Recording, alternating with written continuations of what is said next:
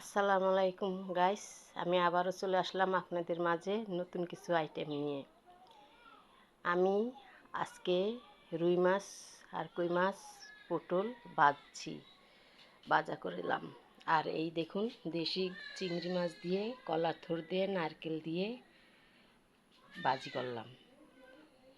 আর এখানে শুটকি ভুনা করলাম, শুটকি বিরান যারে বলে।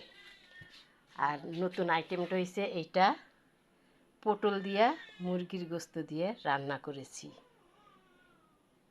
পটলগুলো সুন্দর করে ছিলে 2 ভাগ করে দিয়ে রান্না করেছি।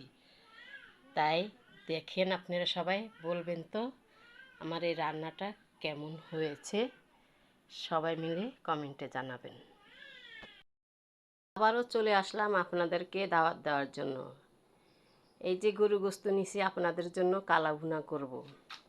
ফুচকা বানাইছি, তারপরে এই যে কোরমা বানাচ্ছি, তারপরে এই যে আপনাদের জন্য ভুনা খিচুড়ি করছি। আরও অনেক কিছু আছে, তারপরেও এগুলা আমি জানি আপনাদের পছন্দ।